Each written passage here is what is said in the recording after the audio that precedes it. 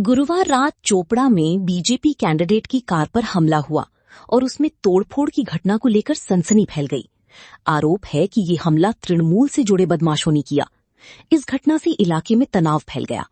पता चला है कि गुरुवार रात चोपड़ा विधानसभा से बीजेपी कैंडिडेट शंकर अधिकारी एक बीमार बीजेपी कार्यकर्ता को देखकर चुनाव प्रचार से लौट रही थी।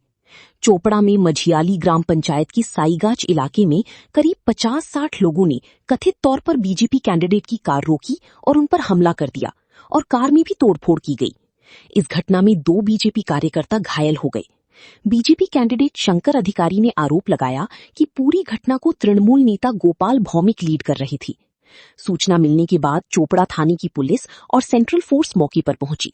घटना के बारे में एडमिनिस्ट्रेशन से शिकायत की जाएगी। बीजेपी नेताओं ने चेतावनी दी है कि अगर सही कदम नहीं उठाए गए तो आंदोलन शुरू किया जाएगा।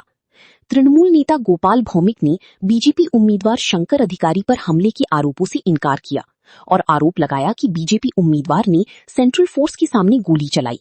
उन्होंने कहा कि पुलिस ने सभी घटनाओं की जांच शुरू कर दी है। आज के चोपड़ा एक कीर्तन হয়েছিল, সেই कीर्तन থেকে আমি আসলাম।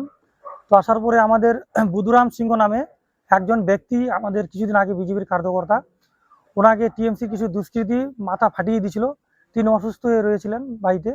তাকে আমি 8:30 নাগাদ দেখতে যাই তার বাড়ি, এবং ফেরার পথে আমাদের চন্দন সরকার ওনার বাড়িতে আমি ওনার সাথে একটু দেখা করি। তো ফেরার পথে টিএমসি আশ্রিত কিছু দুষ্কৃতী গোপাল ভৌমিকের নেতৃত্বে আমার গাড়ির সামনে বাইক রেখে দেয় এবং পিছনেও গাড়ি রাখে। এতে কি হয়, আমার গাড়ি জাম হয়। জাম হওয়ার ফলে তারা 50-60 জন মিলে আমার গাড়ির উপরে হামলা চালায়। এই হামলাতে আমার গাড়ি পিছনে আগে সব ভেঙে দিয়েছে তারা। কিন্তু তারা ভাবছে যে এটা করে তারা হয়তো শঙ্কর অধিকারীকে ভাবছে যে ভয় দেখাবে, সেটা যে তারা একবার ভুলে যায়। শঙ্কর অধিকারী কখনো ভয় পায় না, আর শঙ্কর অধিকারী ভয় করে দামানো যাবে না, আর বিজেপিকেও ভয় দেখিয়ে দমিয়ে রাখা যাবে না। তো আমাদের যারা এই সমস্ত করেছে তাদের জন্য আমরা অবশ্যই থানায় দ্বারস্থ হব, প্রশাসনের কাছে আমরা কমপ্লেন করতে যাচ্ছি। হ্যাঁ, এই ঘটনাতে আমাদের 2 জন জখম হয়েছে, আমরা তাদেরও মেডিকেল করাবো। হ্যাঁ, আমাদের ওখানে 5 থেকে 7 রাউন্ড ফায়ারিং হয়েছে। এই ফায়ারিংগুলো কে করছে সেটা আমরা টোটালি দেখতে পাইনি, কিন্তু ফায়ারিং হয়েছে। এটা টিএমসি আজকে দুষ্কৃতীরাই করেছে। আপনাদের গাড়ি? আমাদের গাড়িতে একটাই ভাঙচুর হয়েছে। ওইখানে একটা পিকআপ ছিল, ওটা? ওই পিকআপটা আমার না, আমি আমার গাড়িতে ছিলাম, আমার গাড়িটাই ভেঙেছে। দেখুন, রাজনীতির এটা কোনোদিন কাম্য নয়, এটা গণতন্ত্রের হত্যা। একজন ক্যান্ডিডেট নিরপেক্ষভাবে তার ভোট প্রচার করবে, সেটা সবাই জানে, এটা সাংবিধানিক অধিকার। কিন্তু আমাদের ক্যান্ডিডেট যে প্রচার করছে, সে প্রচারে গিয়ে কেউ বাধা দিবে, তার গাড়িতে ভাঙচুর করবে, সেটা মেনে নেওয়া যাবে না। এ থেকে বোঝা যায় টিএমসি তাদের আশা হারিয়ে ফেলেছে। এবং মাঝালি অঞ্চল, আমাদের 8 নম্বর গ্রাম পঞ্চায়েত বিজেপির ঘাঁটি, এখান থেকে বিজেপির চপড়া বিধানসভা উত্থান হয়েছে। এইভাবে গাড়ি ভেঙে ক্যান্ডিডেটকে মারার চেষ্টা করে বিজেপিকে রোখানো যাবে না। আমরা বিজেপির কর্মী, আমাদের শেষ রক্তবিন্দু থাকা পর্যন্ত আমরা লড়াই করব। আমাদের 2 জন কার্যকর্তা আছে, ইনাকে মারার চেষ্টা করেছে, হাতে দেখতে পাবেন বিকাশ দা ও উত্তম দা। আরও 2 জন কার্যকর্তা আছে, তারা সম্পূর্ণভাবে জখম হয়েছে।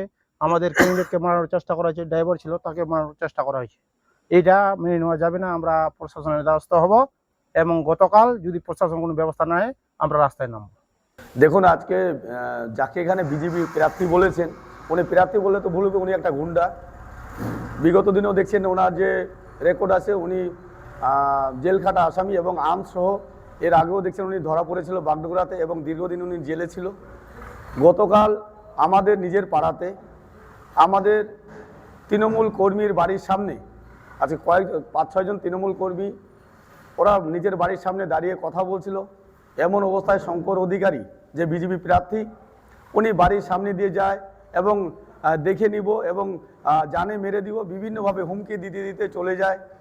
একটু আগে গিয়ে ওখানে বিজেপির ওদের নেতা চন্দন সরকারের বাড়ি, সেইখান থেকে প্রায় 10 মিনিট পরে আবার কিছু 15-20 জন দুষ্কৃতী বিজেপির যারা, এবং সাথে ক্যান্ডিডেটের নিজের গাড়ি এবং একটা পিকআপ ভ্যান নিয়ে আসে, এবং শঙ্কর অধিকারী যে বিজেপি প্রার্থী নিজে এবং তার দাদা ভাই, যার নাম সুব্রত অধিকারী, কনভার্ট করে উনি এখন ইসমাইল নাম হয়েছেন, 2 জনেই আমাদের কর্মীদের উপর ফায়ারিং করে, এবং সেখানে সেন্ট্রাল বাহিনী উপস্থিত ছিল।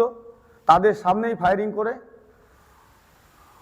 দেখুন, এটা তো বিজেপি প্রার্থী যে আসছেন ওনার সাথে নিয়ে আসছেন, তার সমস্ত প্রুফ আমাদের কাছেও আছে এবং পুলিশ সেটা তদন্ত করছে এবং সিজার করছেন এবং সেই গাড়ি থেকে বিভিন্ন ধরনের ফেস্টুন এবং আরও অন্যান্য সামরিক পুলিশ কিন্তু সিজ করেছেন গতকাল, দেখছেন আপনারা।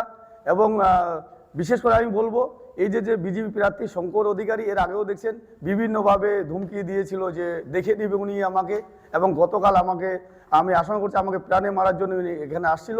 এবং ওনার ভাই এবং উনি যে গুন্ডা, সেটা পুলিশ অন রেকর্ডেও আছে এবং সবাই জানে। গুলি চলেছে, 3 থেকে 4 রাউন্ড গুলি চলেছে এবং গুলির যে খোল সেটাও পুলিশ উদ্ধার করে নিয়ে গেছে। গুলি শঙ্কর অধিকারী নিজে চালিয়েছে এবং তার ভাই সুব্রত অধিকারী, কনভেনেন্ট হচ্ছে ইসমাইল, উনিও চালিয়েছে। দুই ভাই ওনারা গুলি চালিয়েছে।